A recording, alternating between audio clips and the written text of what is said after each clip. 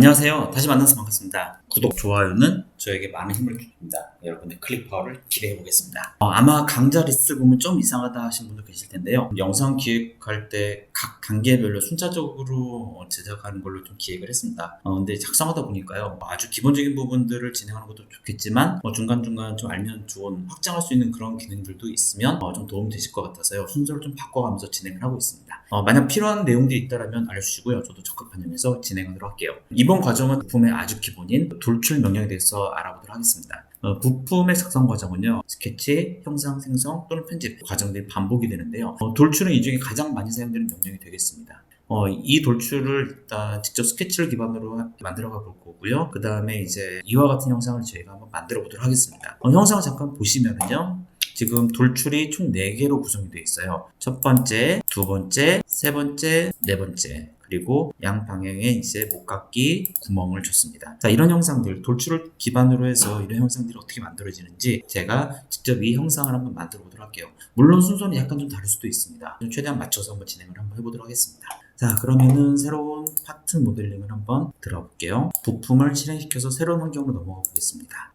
맨 처음엔 2D 스케치, 돌출을 하기 위한 기본 스케치가 하나 필요합니다. 이 스케치인데요. 저는 XZ 평면을 잡고 진행을 할 거고요. 맨 처음 이제 하부 베이스에 대해서 한번 작성을 해보도록 하겠습니다. 우선 간단하게 가운데를 맞춰서 진행하는 게 좋을 수도 있고요. 아니면 직사각형을 써도 괜찮습니다. 저는 2점 직사각형을 만들어 볼 거고요. 그 다음에 옆에 치수를 한번 작성을 해볼게요. 치수는 12mm만큼. 자, 그럼 이렇게 스케치가 커진 걸 볼 수 있습니다. 그 다음에 이제 밑에 있는 치수는 124만큼 값을 진행할 거고요. 위에 이제 사각형이 하나가 더 들어갑니다. 사각형의 위에 있는 중심점과 얘 중심점 서로 일치합니다. 자, 그러면 이렇게 움직여지겠죠? 그리고 높이는 24mm만큼, 그리고 안쪽의 너비는 76mm만큼. 좋습니다. 그리고 마무리 버튼 누르고, 자, 지금부터 이제 돌출을 실행시켜 보겠습니다. 돌출은 이런 검색기 형태로 되어 있고요. 프로파일과 동작, 출력 부분으로 나눠져 있습니다.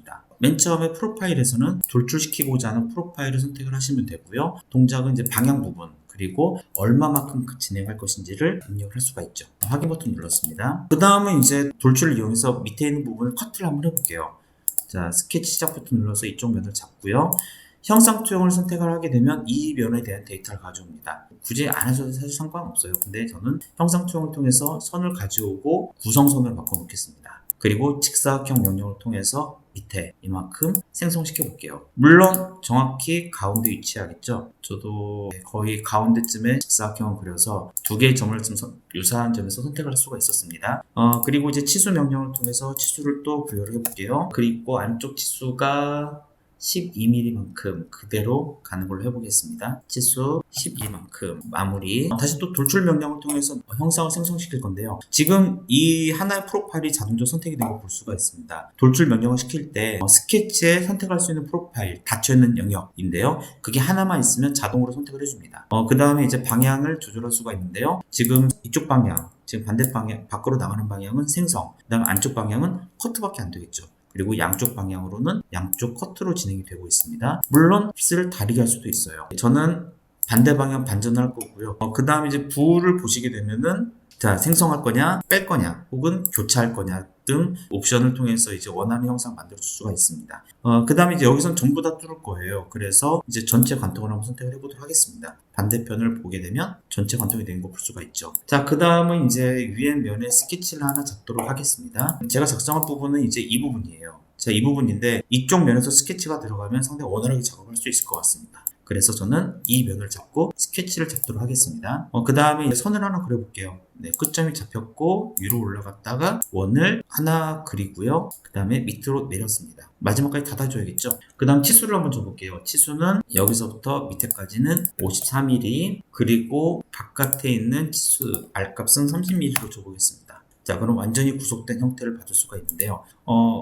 여기 안쪽에다 원을 하나 더 그리게 되면 굳이 돌출을 2번 안 쓰더라도 한 번에 이용할 수가 있겠죠. 여기 있는 지름은 30mm로 줘보겠습니다. 자, 마무리 할 거고요. 그 다음에 돌출 명령으로 이 영역을 쭉 진행할 텐데요. 지금 거리값을 치수를 재면 알 수는 있습니다. 치수를 재는 방법도 있을 거고요. 특정 면까지 가는 방법도 있어요. 이쪽 면까지 가라. 자, 그럼 이쪽 면까지 76mm로 되어 있습니다. 근데 만약에 모르겠다 그러면 측정도 가능합니다. 여기서부터 다시 한번 해볼까요? 지우고요. 여기 선의 길이가 나왔네요. 다시 한번 해보겠습니다. 지우고 측정. 이 선만큼 가겠다. 자, 이런 방식을 통해서도 진행할 수가 있습니다. 그 다음에 이제 가운데에 지금 바가 하나 있는데요. 이 바는 이렇게 작성이 가능하겠네요. 우선 여기와 이쪽 평면에 가운데 평면이 하나 필요합니다. 자, 걔는 평면이라는 명령을 이용할 수가 있고요. 이쪽 면과 이쪽 면을 선택하면 가운데 평면을 한 개 만들어줄 수가 있습니다. 스케치 버튼 누르면 작성이 됐죠.